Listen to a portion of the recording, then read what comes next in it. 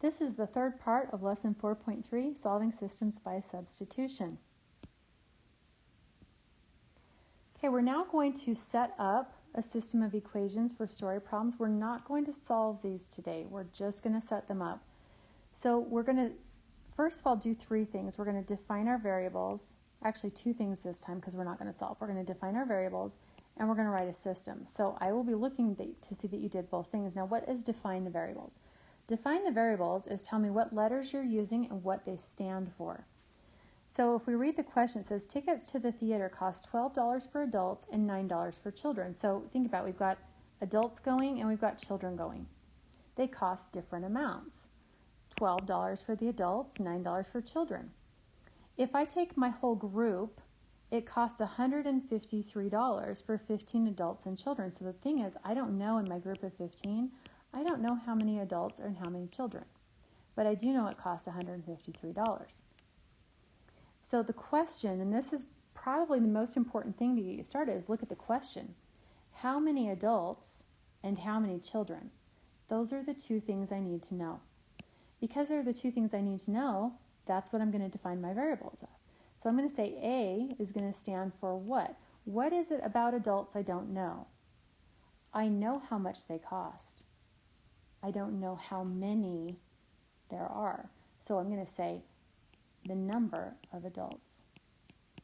The mistake people make right here is they'll say how much an adult costs or adult ticket costs. And that's not it because I've already been told that. The next one I'm going to do for child, what about the children? I know how much they cost, but I don't know how many. So that's the question. How many children went to the theater? Okay, so once I've got my variables defined, it's a lot easier to think about writing the system. So remember, the system is going to be two or more equations. Since I have two variables, I'm going to have two equations. So what are the things I know? I know that it costs $12 for every adult. So $12 for every adult. And there's going to be $9 for every child. And altogether, since this is talking about the money, altogether that's equal to how much money? And so that's your first equation. What's the other thing I know about the adults and children? So read through the problem. What else do I know that I haven't used? 15 people. So the number of adults plus the number of children is equal to 15 people. That is your system. For today, that's all we're going to do. Define your variables, write your system. Okay, going to the next one. Hannah has 213 coins in a coin jar. It only has dimes and quarters. The value of it, if you go dump it in one of those coin machines, it comes out to $30.45. How many dimes? How many quarters? Those are the two things I don't know. So to define my variables, if I say D and Q, what about D and Q? What is it about dimes that I don't know? Do I know how much money a dime is? Yes. Do I know how many dimes I have? No. So this is the number of dimes. And again, if you just look at the question, it tells you. And Q is the number of quarters. That's what I don't know. Now, since I'm talking about the value in a coin jar, I need to talk about the value of all the dimes. If I put all the dimes in a pile, how much is that worth? Well, it's worth 10 cents for every dime. And what about the quarters? 25 cents for every quarter. Altogether, that's talking about the value of my jar, and the value of my jar is $30.45. So that's one equation, but since I have two variables, I have to get a second equation. So what else do I know about my coins? What else do I know about the number of dimes and the number of quarters? I know that added together, they're 213. This is my system. Okay, number 15. Taylor is selling discounted Xbox and Wii games. He sold 17 games. He sold Xbox games for $5 each, Wii games for $4 each. If Taylor made $79, so it's talking about how much money he made, how many of each type? Okay, how many? So the number of each type of game. So the number of Xbox games, the number of Wii games. And so I'm going to say X and W for those. You can use whatever letters you want. You just tell me what they are and tell me what they stand for. That's called defining your variables. That's what we're doing right there. So this is part of what you have to do. Okay, the second thing was we have to write the equations. So what do I know? The 17 games. How did he get 17 games? He took how many Xbox games he had plus how many Wii games he had, and altogether it made 17 games. The next piece of information I have is about the money. What about the money? If we took the number of Xbox games, and they were $5 each, the number of Wii games, and altogether, how much money did he make? There's my system. Okay, the next one, you are in charge of buying food for a party. You purchased 12 bags of chips and 6 packages of dip, and it costs you that much money. So notice that so far in that first or second sentence, we don't know anything about how much the bags of chips cost or how much the packages of dip cost, but we do know how much money it costs altogether. So I know how many bags of chips and I know how many packages of dip. It says you soon realize this is not enough to feed everyone you invited. On your second trip to the store, you spend $12.49. So I have like these two totals right there.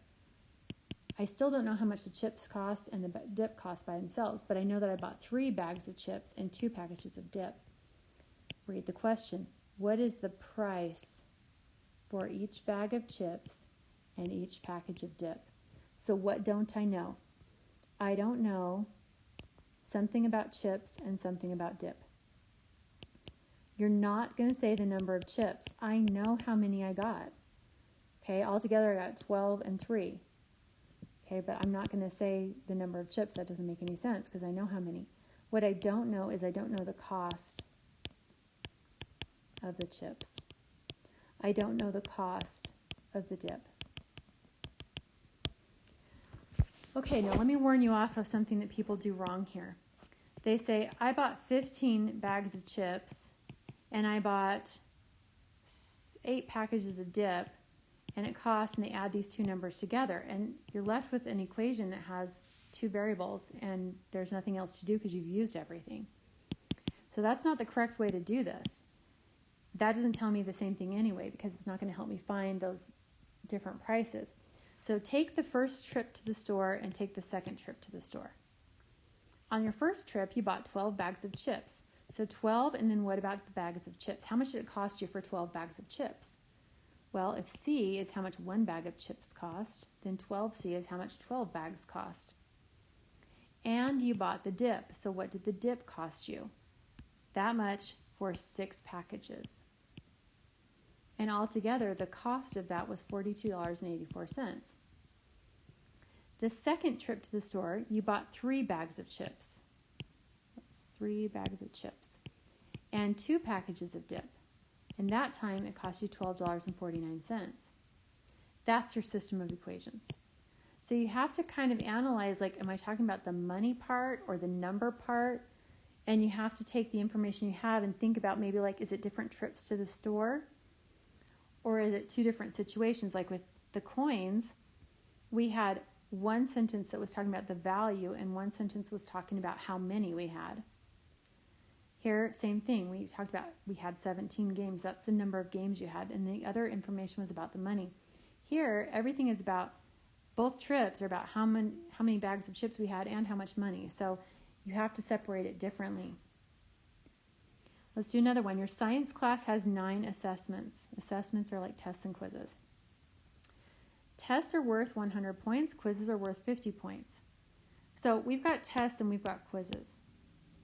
I know that tests are worth 100 points each. Quizzes are worth 50 points each. I know that altogether I have 9 assessments. And it says that there were 600 points possible. So those 9 assessments will give me 600 points.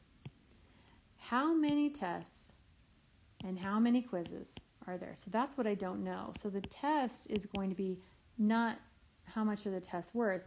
And absolutely you're not going to say T is equal to test because that doesn't mean anything. T equals test. What about the test? How much they're worth, how many there were, we don't know. You have to say. So you have to say how many tests. Q, you're absolutely not going to say Q equals quizzes. It's the number of quizzes. So if you've been shortcutting that on your previous problems. Like if you say C equals chips and D equals dip, that's wrong. If you say X equals Xbox, W equals Wii, that's wrong. D equals dimes, Q equals quarters, wrong. You've got to say the number of dimes, the number of quarters. You have to say what you mean, the cost of the chips. Okay, so I'm going to say how many tests I had, how many quizzes I had. Well, how many tests I had and how many quizzes I had is equal to 9, because I was told I had 9 assessments. Now let's talk about the points. How much was the test worth? So just for the test, it was 100 for each test. What about the quizzes? And altogether, how many points was it? There's your system. So on this kind of problem, what I'm looking for is I'm looking for you defining the variables correctly and that you write the system. Okay, one last one. We're just setting it up. Krista has a total of 25 dimes and quarters. I know altogether there's 25 coins. They're worth $2.80. So if I don't know anything else, you have to figure out like how many of each one, because there's certain values that we have for dimes and quarters, but I don't know how many I have. It could be like 24 dimes and 1 quarter or 23 dimes and 2 quarters. And so if I'm just looking at how many coins I have, it could be a lot, but there's only one pair that's going to give me $2.80, and that's what I have to find. So it says how many dimes, how many quarters. So I'm going to have dimes and quarters. You are not going to say D is dimes and Q is quarters. If you say that, I will mark it wrong. So do not do that. D is equal to how many dimes, so the number of dimes, and how many quarters. Now I know that how many dimes and quarters I have is 25, so I could start out by saying dimes plus quarters is equal to 25. I also know their worth, their value. How much is a dime worth? And what about the quarters? What are they worth? 25 cents for every quarter. Altogether, $2.80. There's your system. Now, before you get to your homework, let me ask you a question. How much is a nickel worth? Now, you might say 5 cents. How do you write that as a decimal? The most common mistake I see is people writing that for a nickel. That's 50 cents. For a nickel, it's that. So make sure that you're representing that when you see those problems. And this concludes lesson 4.3.